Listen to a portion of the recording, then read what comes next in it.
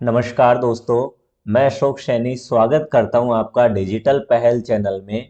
दोस्तों, आज की वीडियो में हम आईटीसी को बिल्कुल लाइव सेट ऑफ करके देखने वाले हैं और इसमें आने वाली समस्याओं के बारे में हम देखने वाले हैं।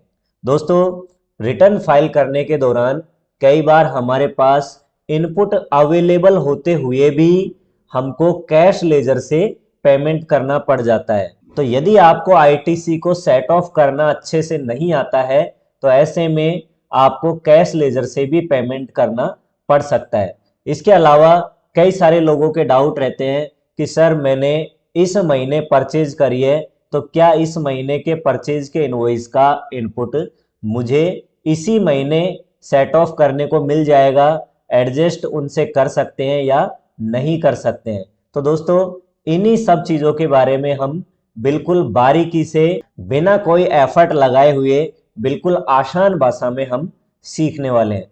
तो दोस्तों, सबसे पहले मैं यहाँ पर जीएसटी के होम पेज पर आ चुका हूँ और यहाँ पर आप देख सकते हो अभी जनवरी 2025 की रिटर्न मैंने फाइल नहीं करी है। तो यहाँ पर दोस्तों सबसे पहले मैं डैशबोर्ड पर आऊँगा और डैशबोर्ड पर आने के बाद में मैं आपको एक बार दिखा दूँ कि मेरे पास इनपुट कितना है।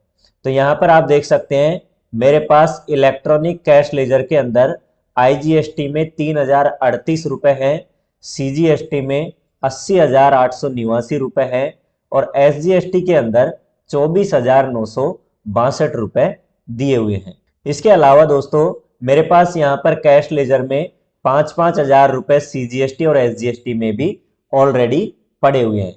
ये आपके पास हो भी सकते हैं और आपके पास यहाँ पर बिल्कुल 0 भी देखने को मिल सकता है। यदि आपका टैक्स बनेगा तो ऐसे में कैश लेजर में किस प्रकार से ऐड करना होगा इसके बारे में भी मैं इसी वीडियो में आगे बताने वाला हूँ।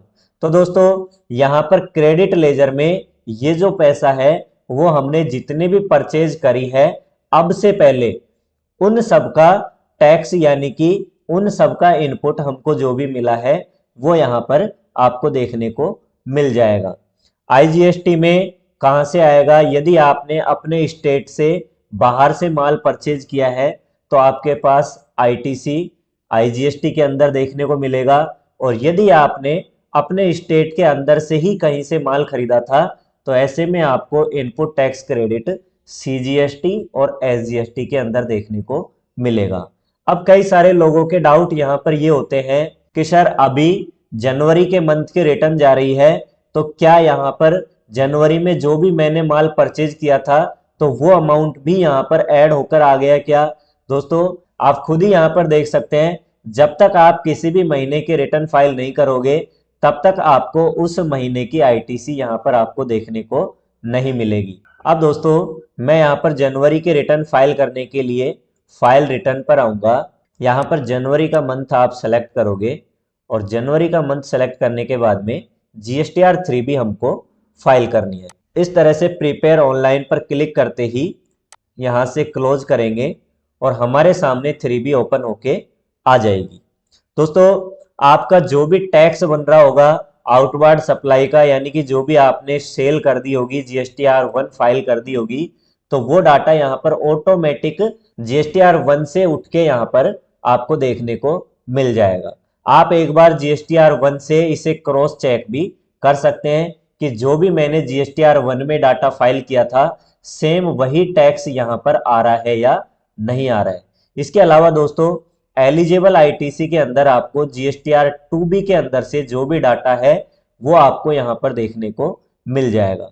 अब दोस्तों GSTR2B के अकॉर्डिंग आप जितने भी आईटीसी क्लेम नहीं करना चाहते हो तो ऐसे में आप इस पर क्लिक करके और अमाउंट को चेंज भी कर सकते हो। यानी कि यदि आपके कोई ऐसे इनवॉइसेज हैं जो आपने GSTR2B में चेक किए और वो इनवॉइस आपके नहीं होके किसी दूसरे पार्टियों के हैं यानी कि किसी दूसरी पार्टियों ने गलती से आपके जीएसटी पर उन बिलों को चढ़ा दिया है तो ऐसे में वो इनवॉइस हमारे पास शो करने लग जाएंगे।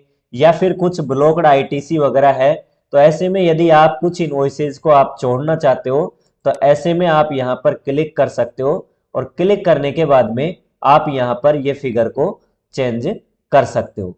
इन सभी चीज़ों के बारे में मैंने GSTR 3B फाइल करने की एक वीडियो पहले से ऑलरेडी बना रखी है। यदि आपने उसे नहीं देखा है तो आप वहां जाकर उसे देख सकते हो। तो अब मैं यहाँ पर नीचे की तरफ स्क्रॉल करके और इसे सेव कर दूंगा। इस प्रकार से सेव रिक्वेस्ट रिसीव्ड हो गई है और अब हमको यहाँ पर रिफ्रेश करना है और रिफ्रेश करते ही हमारे सामने प्रोसीड टू पेमेंट का ऑप्शन आ जाएगा। तो दोस्तों हमको यहाँ पर इस बटन पर क्लिक कर देना है तो हमारे सामने ITC सेट ऑफ की विंडो ओपन हो जाएगी। तो यहाँ पर दोस्तों आपके पास जितना भी कैश लेजर बैलेंस या फिर क्रेडिट लेजर बैलेंस जो भी होगा वो आपको यहाँ पर दिखाई देने लग जाएगा। यानी कि दोस्तों यहाँ पर जितने भी आपके परचेज है और परचेज के दौरान जो ITC आपको मिली है वो आपको यहाँ पर देखने को मिल जाएगी, इंक्लूडिंग करंट मंथ क्रेडिट। यानी कि इस जनवरी के मंथ में भी आपने किसी से माल परचेज किया होगा तो उसकी ITC भी आपको ऐड होकर आपको यहाँ पर देखने को मिल जाती है। यानी कि जब भी आप एडजस्टमेंट करोगे तो आप इस करंट मंथ को इंक्लूड करके और जो भी आपकी पहले की ITC थी उन सभी से आप एडजस्टमेंट कर सकते हो। यहाँ पर मैं आपको एक नई विंडो ओपन करके दिखा भी देता हूँ। आपको यहाँ पर डैशबोर्ड पर आना है और डैशबोर्ड पर आप देख लीजिए हमारे पास अब से पहले की यानी कि जनवरी से पहले की जो भी हमने रिटर्न फाइल कर दी थी उसकी ITC 80,000, 24,000 और 3,000 रुपए थी। लेकिन यहाँ पर आप देख सकते हो इसी ITC को बढ़ाकर दिखाई दिया है। यानी कि जनवरी मंथ के इनवॉइसेज भी यहाँ पर कंप्लीट ऐड कर दिए गए हैं। तो अब दोस्तों कुल मिला के हमारे पास 3,58,679 रुपए ITC अवेलेबल है इस महीने को मिलाकर। इसके अलावा 10,050 रुपए हमारे पास कैश लेजर में से है। लेकिन दोस्तों कैश लेजर हमको हमारे बैंक अकाउंट में से ऐड करना होता है, इसलिए यहाँ पर जितना पॉसिबल हो सके हमें इस वाले बैलेंस को काम में नहीं लेना है और हमारे जो भी परचेज के इनवॉइस से इनपुट मिला था उसी से हम एडजस्टमेंट करके देखने वाले हैं। तो यहाँ पर आपको नीचे की तरफ स्क्रॉल करना है और जो भी आपको गवर्नमेंट को टैक्स डिपॉजिट करवाना होगा वो टैक्स आपको यहाँ पर दिखाई देने लग जाएगा। यहाँ पर देख लीजिए नेट टैक्स पेएबल नाम का ये वाला कॉलम है यहाँ तक का। यानी कि आप IGST में जितना टैक्स गवर्नमेंट को देना चाहोगे वो टैक्स यहाँ पर दिखा देगा। CGST का यदि आपका कोई भी टैक्स गवर्नमेंट को चुकाना है वो आपको यहाँ पर देखने को मिल जाएगा। इसी प्रकार से SGST और सेस भी यदि आपको देना है तो यहाँ पर आपको देखने को मिल जाएगा। इसके अलावा पेड थ्रो ITC यानी कि ये वाला कॉलम वो कॉलम है जो आप ITC से एडजस्टमेंट करते हो। यानी कि दोस्तों इस GST पोर्टल ने ये जो हमारा बैलेंस है इसमें से ऑटोमेटिक एडजस्टमेंट यहाँ पर कर लिया है। तो यहाँ पर आप देख भी सकते हो कैश लेजर बैलेंस में से हमको 2,97,044 रुपए अभी पेड करने हैं। अब दोस्तों सारा खेल यहाँ पर ये एडजस्टमेंट करने का है। यदि आपको एडजस्टमेंट करना ठीक ठीक आता है तो आपको कैश लेजर में से कोई भी टैक्स पेड करने की जरूरत नहीं पड़ेगी और आप पूरा टैक्स इनपुट टैक्स क्रेडिट से ही एडजस्ट कर सकते हो। यहाँ पर दोस्तों सबसे पहले तो मैं आपको बता दूं कि IGST, CGST और SGST यदि आपके पास इन तीनों के अंदर ही क्रेडिट है तो आप इसको किस प्रकार से एडजस्ट करवा सकते हो। यदि आपका IGST का टैक्स बन रहा है तो ऐसे में आप इससे भी एडजस्ट कर सकते हो, इससे भी कर सकते हो, इससे भी कर सकते हो। लेकिन यदि आपका CGST का कोई भी टैक्स पे करना होता, यहाँ पर मेरे पास तो अभी 0 है, यदि आपके पास CGST का कोई टैक्स गवर्नमेंट को पे करना होता तो उसका एडजस्टमेंट आप यहाँ पर इससे कर सकते हो IGST से और CGST से कर सकते हो, लेकिन SGST से आप नहीं कर सकते हो। ठीक उसी प्रकार से यदि आपको SGST का टैक्स गवर्नमेंट को पे करना होता तो आप SGST से इससे एडजस्ट कर सकते हो और इस बैलेंस से भी कर सकते हो, यानी उसका CGST से नहीं कर सकते हो। तो अब मैं दोस्तों बिल्कुल आपको सरल भाषा में समझा दूं कि यहाँ पर हमारे पास आईजीएसटी, सीजीएसटी और एसजीएसटी तीनों में ही इनपुट पड़ा हुआ है। इस पैसे को आप गवर्नमेंट को टैक्स चुकाने के काम में ले सकते हो। यदि आपका आईजीएसटी का टैक्स बन रहा है तो यहाँ पर आप इससे तो एडजस्ट करोगे ही करोगे, ठीक उसी प्रकार से सीजीएसटी का टैक्स बन रहा है तो इससे तो एडजस्ट करना ही करना है। उसी प्रकार से एसजीएसटी का टैक्स भी पे करना है तो इससे तो एडजस्ट करना ही करना है। आप इसके अलावा आईजीएसटी से भी कर सकते हो, यानी कि यदि आपका सीजीएसटी और एसजीएसटी का यहाँ पर 1,62,000 रुपए या इससे ज्यादा भी आपका टैक्स बन रहा है तो आप उसका एडजस्टमेंट आईजीएसटी से कर सकते हो। लेकिन सीजीएसटी और एसजीएसटी का आपस में आप एडजस्टमेंट नहीं कर सकते हो। यानी कि दोस्तों सीजीएसटी में यदि आपके पास पैसा बचा हुआ है तो ना तो वो एसजीएसटी को देगा, और यदि सीजीएसटी के पास कोई भी पैसा लेना है तो ऐसे में ये इससे ले भी नहीं सकता है। दोनों में आपस में पक्की दुश्मनी आप इनमें समझ सकते हो, और ये दोनों के दोनों आईजीएसटी से लेन देन कर सकते हैं, यानी कि आईजीएसटी से ये पैसा ले भी सकते हैं और इसको पैसा दे भी सकते हैं। तो अब हम यहां पर देख सकते हैं आईजीएसटी में हमको 6,55,723 रुपए गवर्नमेंट को पे करने हैं, लेकिन हमारे पास केवल 89,560 रुपए इसमें हैं। तो यहां पर दोस्तों गवर्नमेंट का रूल मैं आपको बता दूं कि यदि आपको इनमें से कोई से भी हेड में गवर्नमेंट को पैसा चुकाना हो, सबसे पहले यदि आपके पास आईजीएसटी में पैसा पड़ा हुआ है तो सबसे पहले आपको इसको खत्म करना होगा। तो यहां पर सबसे पहले हम इसी को खत्म करने वाले हैं 89,560 रुपए को। तो यहां पर आप देख सकते हैं 89,560 रुपए यहां पर इसने एडजस्ट कर लिए।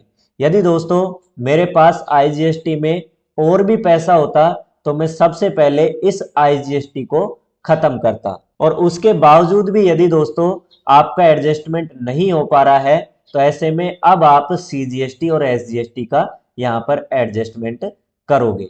तो यहां पर पोर्टल ने मेरे ऑलरेडी 1,62,523 रुपए यहां पर सीजीएसटी में से उठा लिए हैं। आप देख लीजिए यहां पर मेरे पास इसमें इतना ही बैलेंस था।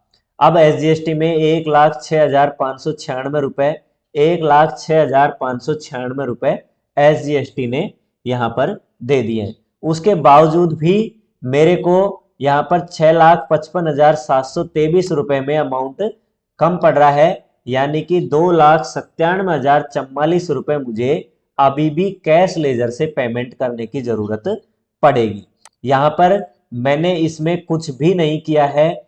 जो भी आप ये एडजस्टमेंट देख रहे हो वो पोर्टल ने ऑटोमेटिक मुझे करके दे दिया है। लेकिन दोस्तों यदि मुझे यहाँ पर जरूरत होती इस अमाउंट को चेंज करने की तो मैं यहाँ पर चेंज भी कर लेता। आपके पास ऐसी सिचुएशन हो सकती है, आप इस अमाउंट को चेंज भी कर सकते हो, लेकिन आप यहाँ पर ध्यान देना सबसे पहले आईजीएसटी के जो भी आपके हेड में पैसा बचा हुआ है उस टैक्स को आपको खत्म करना पड़ेगा, और उसके बाद में आप इनको फेरबदल कर सकते हो। तो इस प्रकार से एडजस्टमेंट करने के बाद में जितना भी कैश आपको रिक्वायर्ड होगा वो यहाँ पर एडिशनल कैश रिक्वायर्ड के अंदर दिखाई देगा।